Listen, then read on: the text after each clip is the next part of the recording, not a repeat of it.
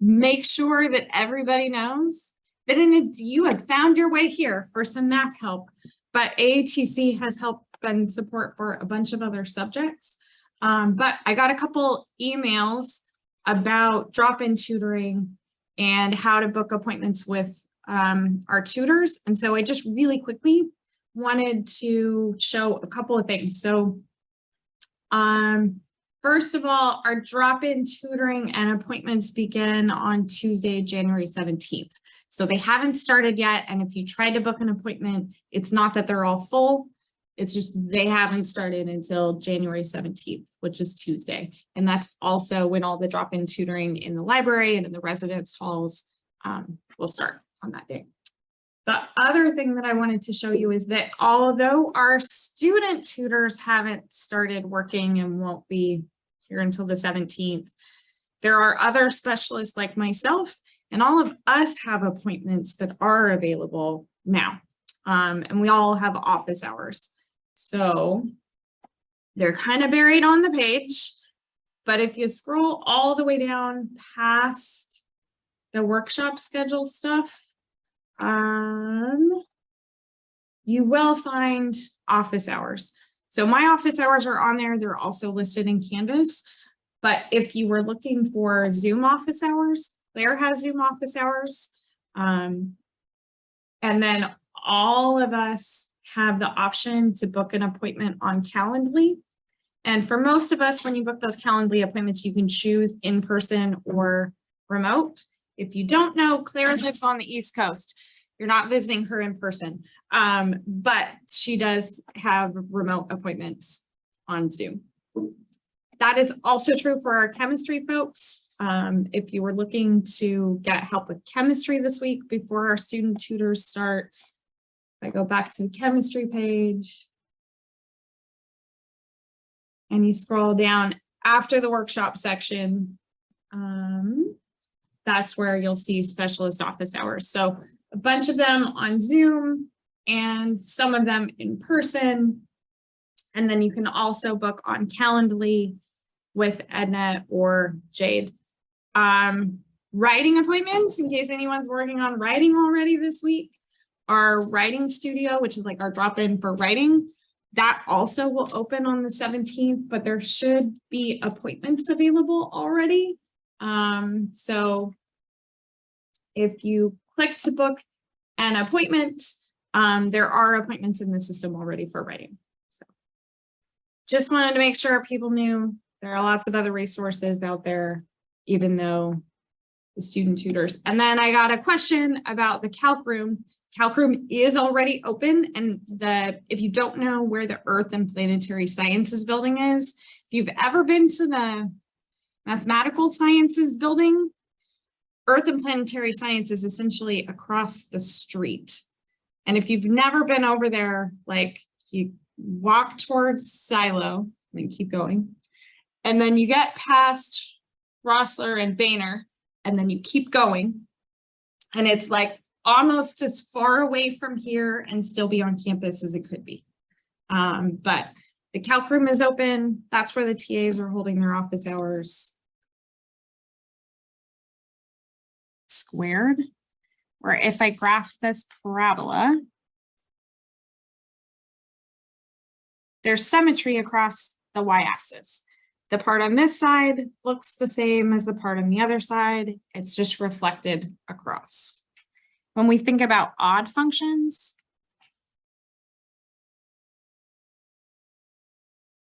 there's a kind of symmetry there, but it's a little bit different.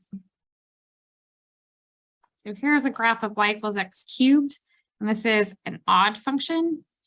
And we talk about odd functions as having rotational symmetry or symmetry around the origin. I don't really like either of those phrases, but essentially, it's like it's been reflected twice. Now, graphically, so there's a question about, like, is that just for the parent graphs? So we can talk about a graph being even or odd, but even if we don't have the picture, we can still talk about and investigate whether a function is even or odd. So we have that kind of graphical interpretation, and then we have a methy or notation-y kind of interpretation.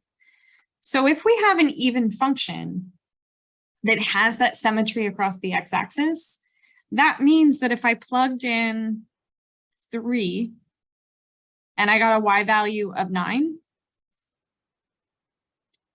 symmetry across the y-axis means when I plug in -3, I should also get a value of 9. Notation-wise, the way that we write that is that a function is even if f of -x is equal to f of x.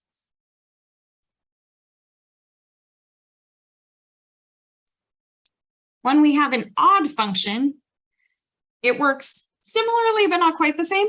So if I were to plug in 2, I'm going to get a y value of 8. And if it's an odd function, when I plug in -2, I should end up with a y value of -8. And the way that we write that notation-wise is to say that it's odd if f of -x is equal to -f of x. So some of the types of questions that you might get asked, you might be given a graph and be told, or part of a graph, you might be told that it's even or odd, and you've got to fill in the rest of the graph. Or we might be given a function and we have to decide if it's even, odd, or neither one. So that's the one that I want to get a little bit of practice with right now. So is f of x even, odd, or neither?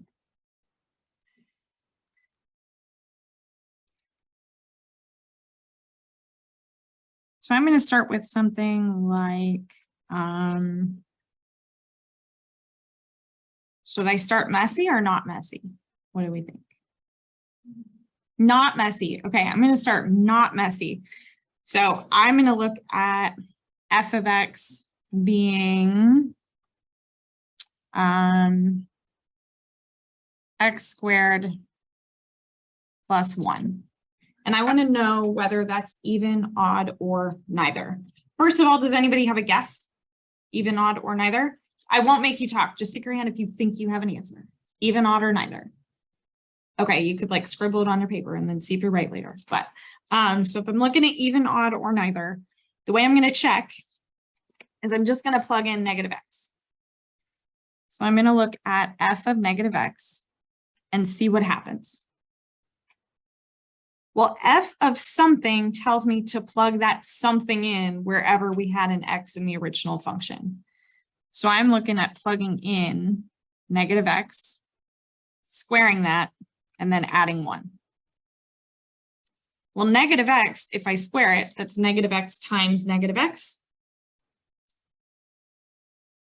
which gives me an x squared, and I still have the plus 1.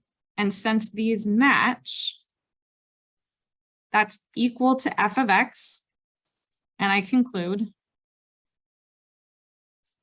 that f of x is even.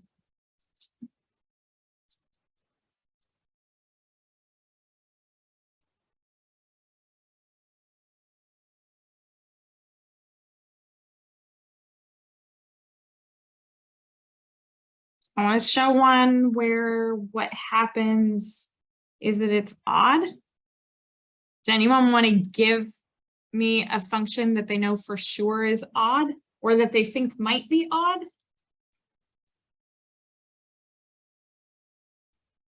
Any brave guesses? Yes. I'm so bad with names. I'm just going to keep asking for it over and over again. But I'd really love to learn your name. So I'm Sarah and you are Hallie. Sure.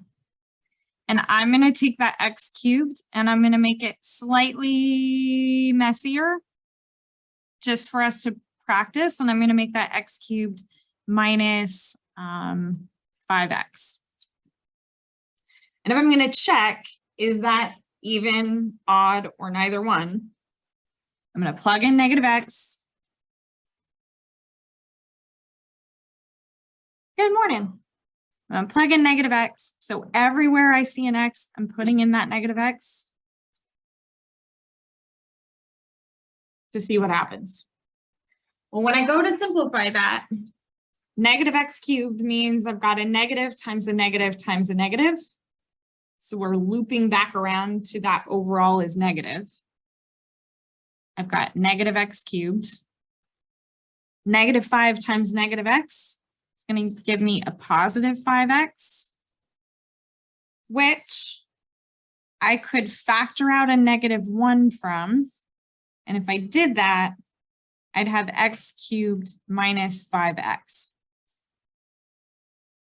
which means I'm looking at negative f of x. And we conclude f of x is odd.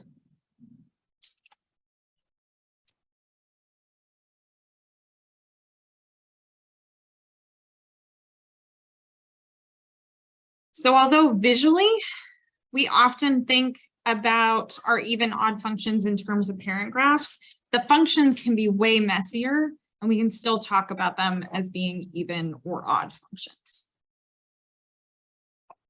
This is really the method that you're going to be expected to use to show that something is even, odd, or neither. Just for completeness, should we do one that is neither? Okay.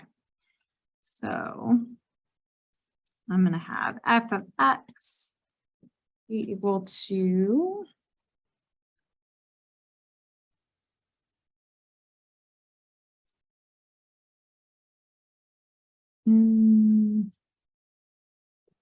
got to get something good here. Maybe something a little bit gross. Let's go with x plus the square root of 9 minus x squared.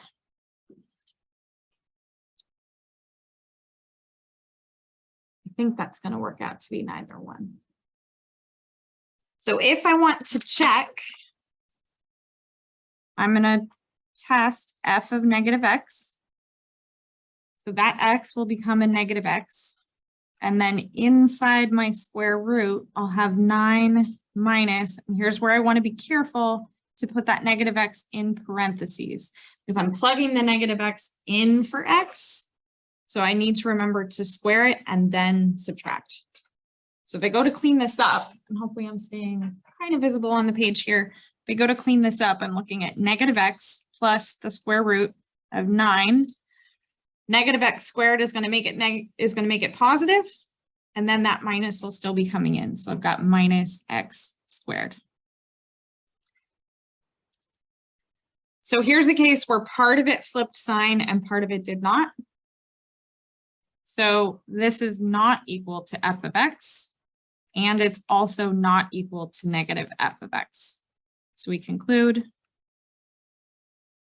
that f of x is neither even or odd.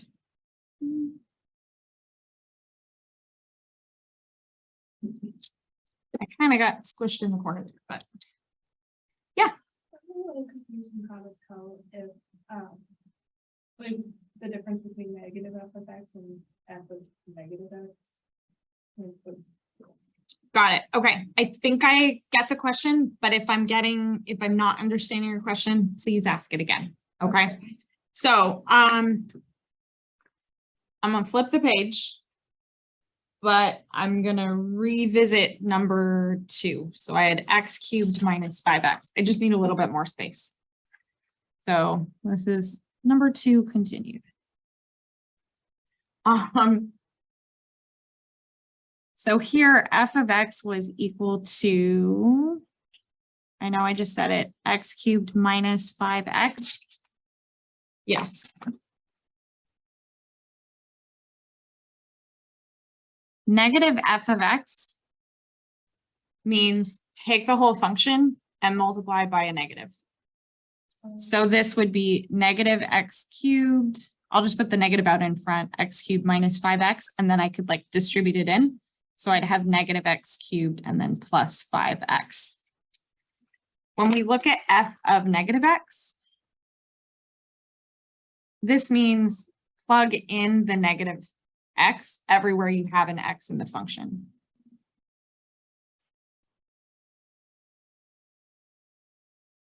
So when I'm testing whether something is even or odd, I start here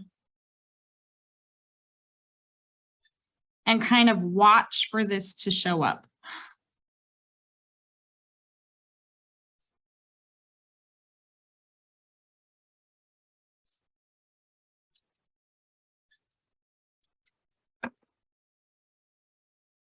So if it's even, when you start here, you're just going to get the function back.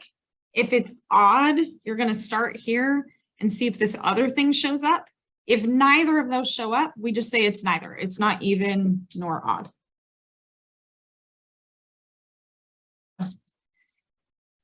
This does happen to be odd. And let's see if we can get there together. At least I think it's odd. That's my best guess. So if I put in negative x, then I'd be looking at the cube root of negative x plus negative x. And we should pause and talk for a second about that cube root of a negative. On Tuesday, when we were talking about domain, we said that we can't take the even root of a negative number, and that's true, but the odd root of a negative number is fine. And the reason for that is if I think about like what would it mean to take the cube root of 8? That's really asking the question, what can we cube so that the answer is 8? Well, if I take -1 and I cube it, I get -1 back. So it's reasonable to ask the question, what is the cube root of -1? So I can take the cube root of a negative number and the answer is the negative thing. So the cube root of -27 is -3 because -3 cubed is -27. Okay, that's just sort of my aside on taking the cube root of negative numbers, which means I can come back over here and say the cube root of negative x is the same as the negative cube root of x minus an x over here. If I factored that -1 out, that means I'd be left with the cube root of x plus x, which is the negative of our original function, which means f of x is odd.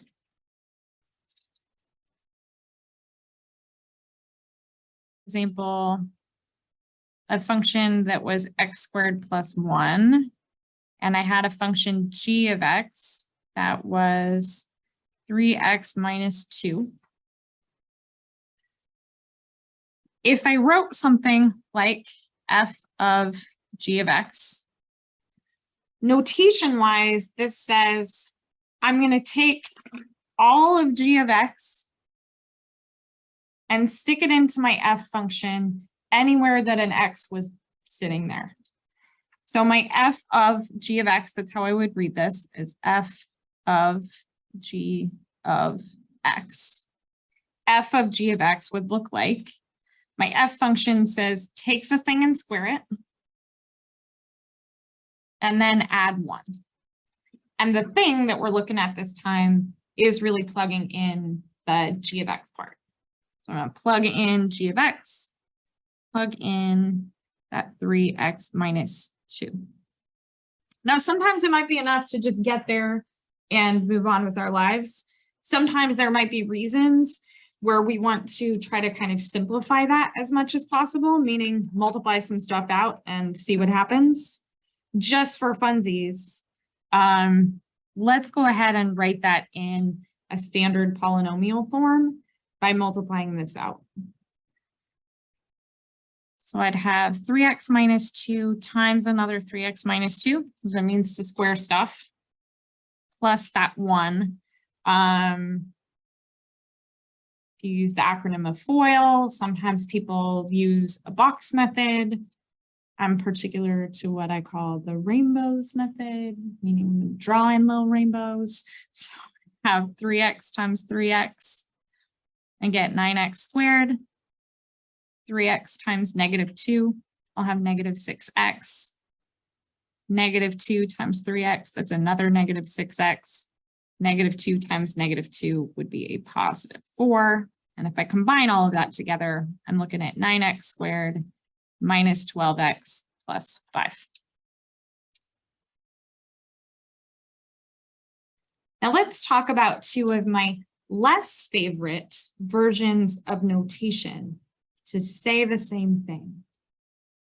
I think I'll go to my least favorite next.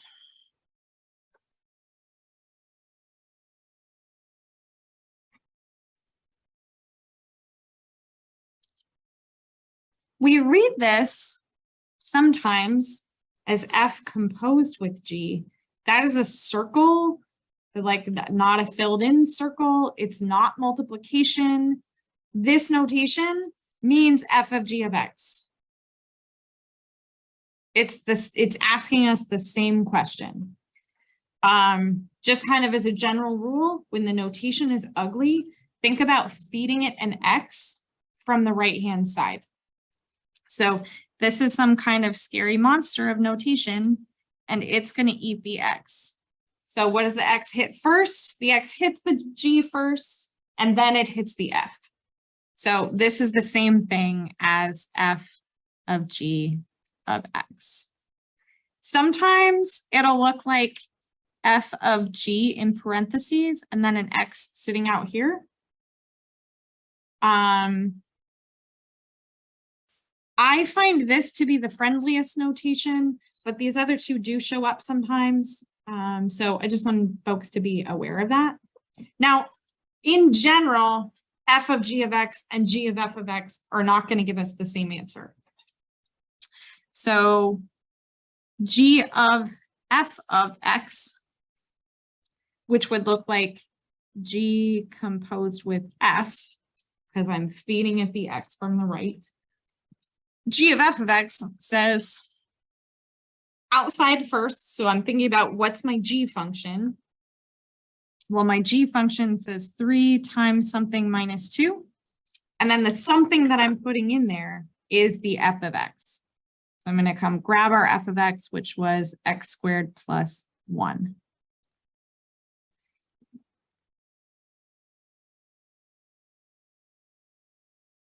And if I do the multiplication here, there's nothing to FOIL out this time. I really just need to distribute the 3 through. So I'm going to have 3x squared plus a 3 minus a 2. And I'm going to get 3x squared plus 1, which is very much not the same as this other thing.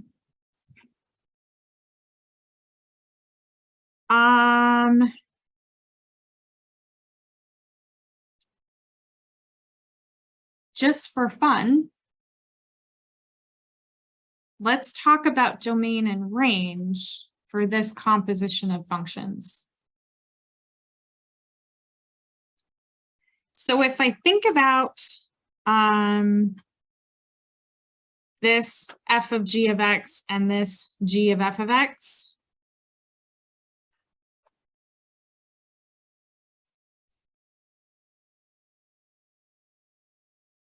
this is not a great first example for this, but that's okay. We're going to survive. If I think about G of X alone, what's the domain for G of X?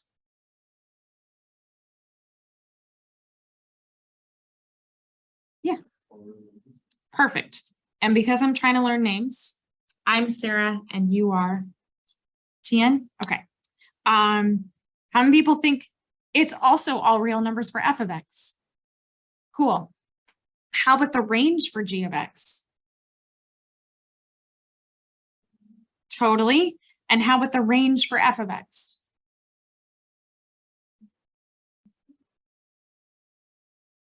Almost. Almost every positive real number will work. Yeah. One and above. Yeah.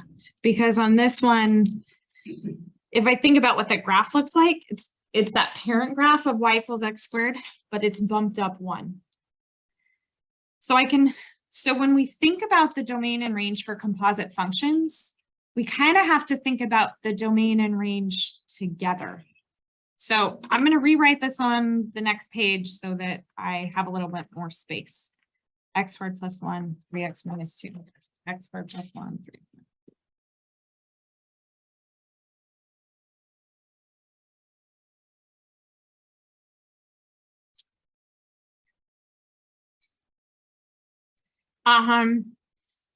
So if I look at each of these functions independently, right? This one has a domain of all real numbers and a range of all real numbers. If I look at this independently, the domain looks like all real numbers and the range looks like y has to be greater than or equal to 1 or 1 to infinity. So if I take a look at g of f of x, this says that I put a number into f of x first.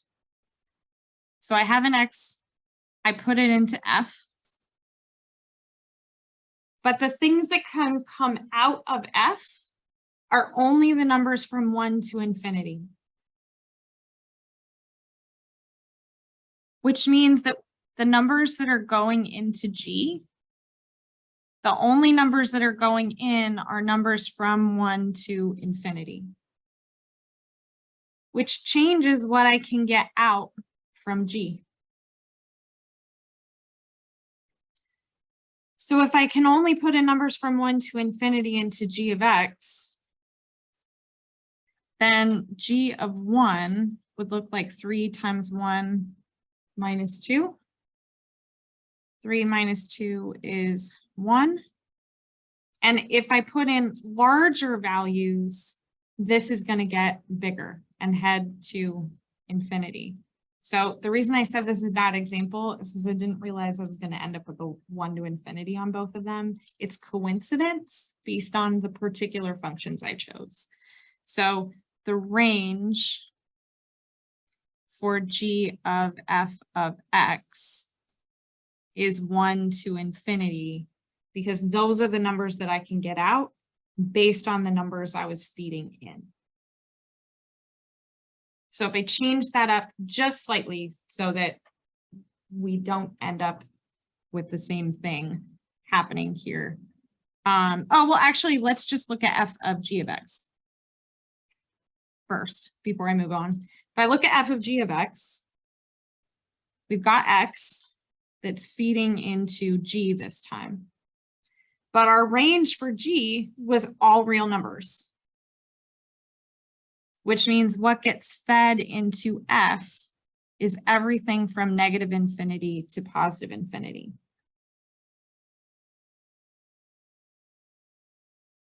But we know that if we look at all of the possible numbers that we can feed into f, the range of f is only from 1 to infinity because of its function. So the range of f of g of x is 1 to infinity. If that feels complicated, it kind of is, and it doesn't end up being a huge deal in the scheme of things, but it is something that can definitely show up on homework or a quiz or a web work kind of thing. Yeah. So would the range be anything that's considered a smaller range of these functions? Not necessarily. It really is based on what's coming out of the first function. If you then, that kind of restricts what values of x we're putting into the second function. And so it's what comes out based on those x inputs.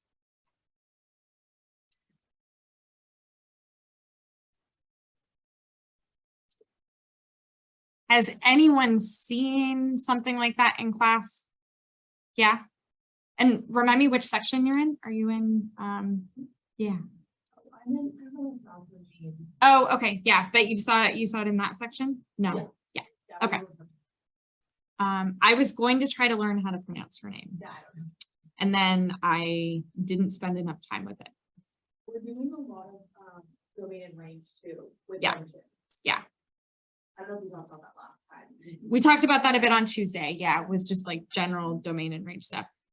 Would we like some more practice on just general domain and range without composition of functions for a minute? Maybe? Yeah, let's do it. Should we do another composition of functions one? Okay.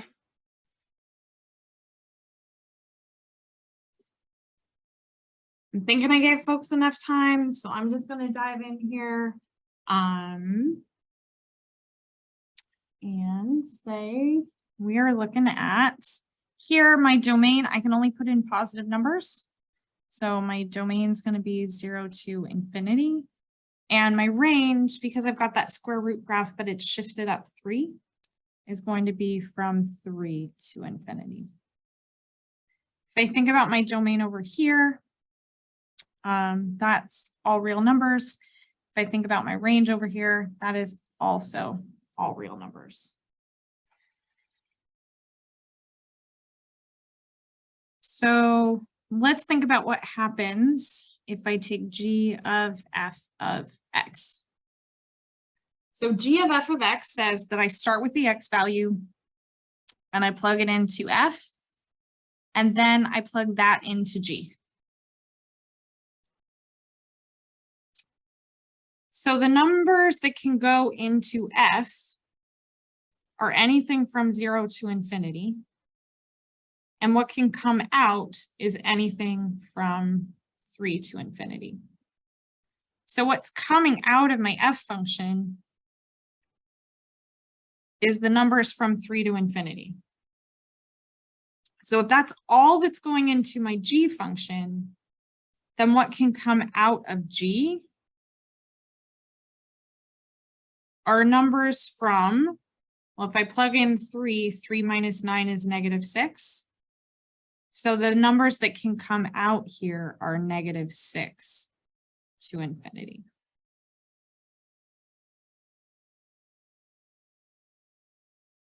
Because if I look at this part of it, like if I took a graph of x minus 9, I left myself enough space here, but here's -9. And then we've got this graph gonna hit over here at 9. This is my g of x graph. But what came out of f was only the numbers from 3 to infinity. So if that's what I'm plugging into g, I'm only looking at the part of the g graph that goes from 3 to infinity. I can't get to this part of the graph because I don't get any outputs from f that would give me x values over here. So to find the range of g of f of x, I really just want the range of kind of this portion of the graph. And if we plug in 3 to g, we would get -6. So that's where I get a range of g of f of x that is from -6 to infinity. By the way, if I think about the overall domain, my overall domain of g of f of x goes back to what I was allowed to plug in the first place. I already know what I was allowed to plug in the first place. Yeah, we'd kind of just like start over, and what I was allowed to plug in the first place is 0 to infinity. So here my domain for g of f of x says, what was I allowed to plug in the first place? And what I was allowed to plug in the first place was 0 to infinity. But basically the magic of an inverse function is that when we look at the composition of a function and its inverse, we get back to where we started. For example, if I told you that my f of x was equal to x cubed plus 1, and that g of x was equal to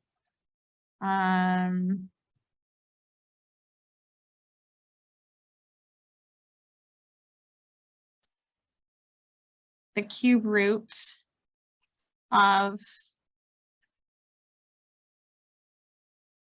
x minus 1. And those were like the two functions I was looking at. And I did the composition of those two functions. If I take f of g, oh, I meant to put an x in there. If I take f of g of x, this is saying, well, look at my f function, which is cube something and add 1 to it.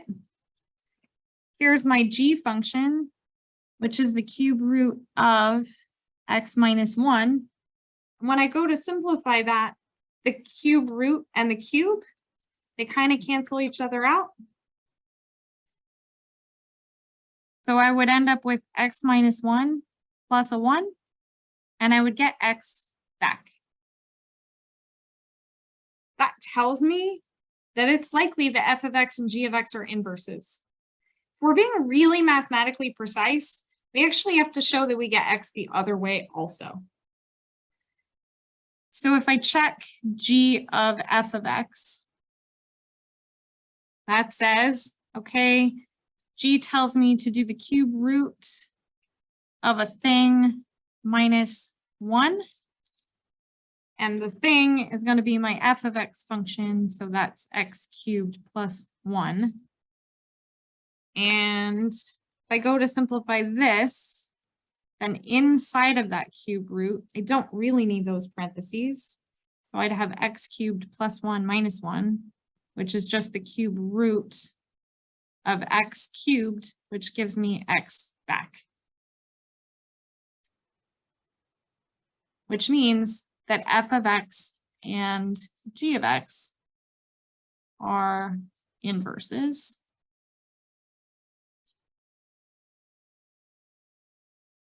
Now, most of the time, we're actually looking to find an inverse of a function.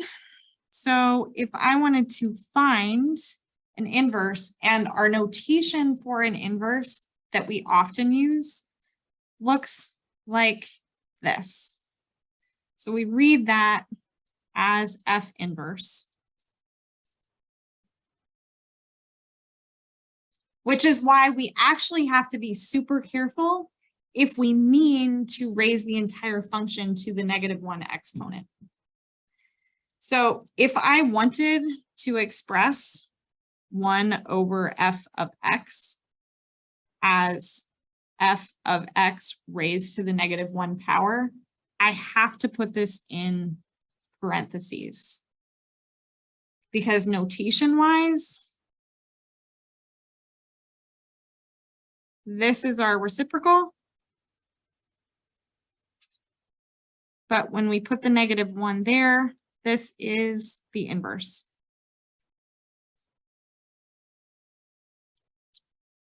As kind of a general rule for finding an inverse, if we are able to find an inverse, one option is to swap the x's and y's and then rearrange the thing to solve for x and call your result f inverse.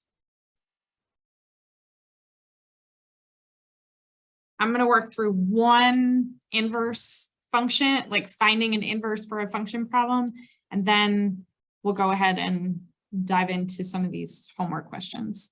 I totally lost track. I have no idea what example I'm on. So cool. We'll just not worry about that. But let's find f inverse for f of x equal to x over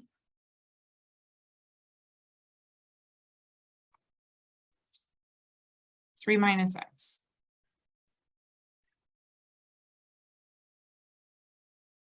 So if I'm going to find an inverse, kind of the process that we would, one possible process that we can take is to write f of x as y. Also, that pen's not working very well for me. We should just throw it away. To write f of x as y, swap the x's and y's, and then rearrange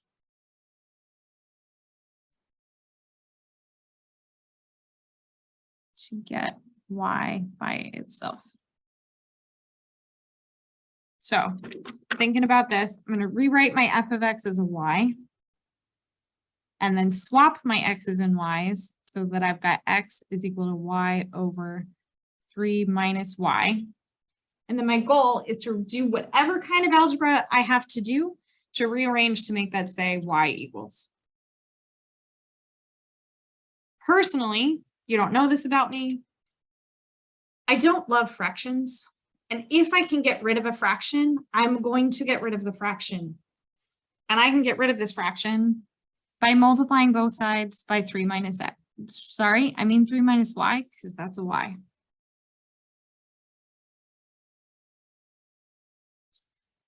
Well, if I multiply by 3 minus y, then on the right-hand side, those are going to go away.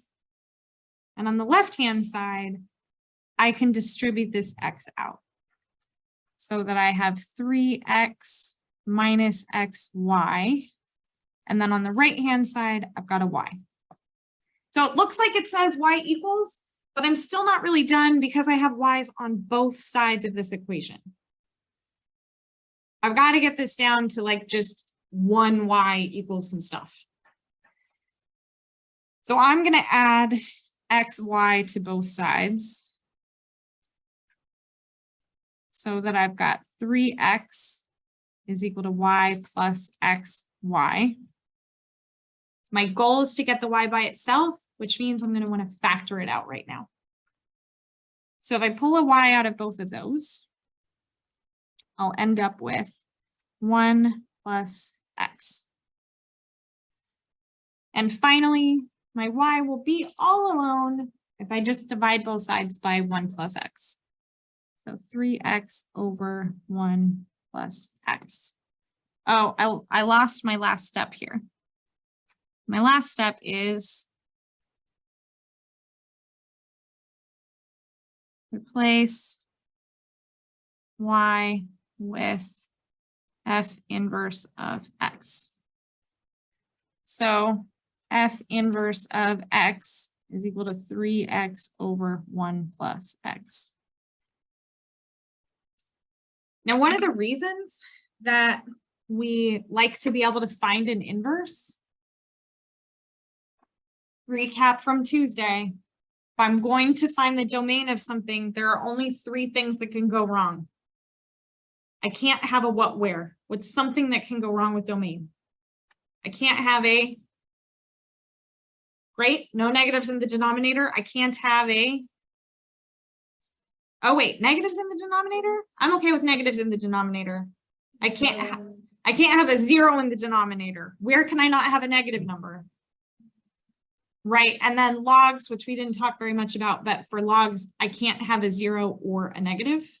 That's it. Those are the same 3 rules, whether it's 17A, 17B, 17C, any calculus, it's always those same 3 rules. For range, we don't have a set of rules. Range comes down to, we got to think through the problem, or we need to graph it, or use fancy calculus tricks. Finding the inverse, because of that step where I swap the x's and y's, that means I swap the domain in the range.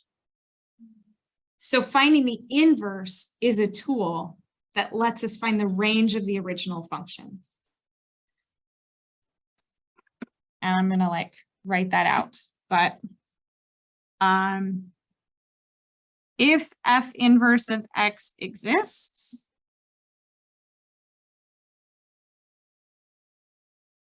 the domain of f inverse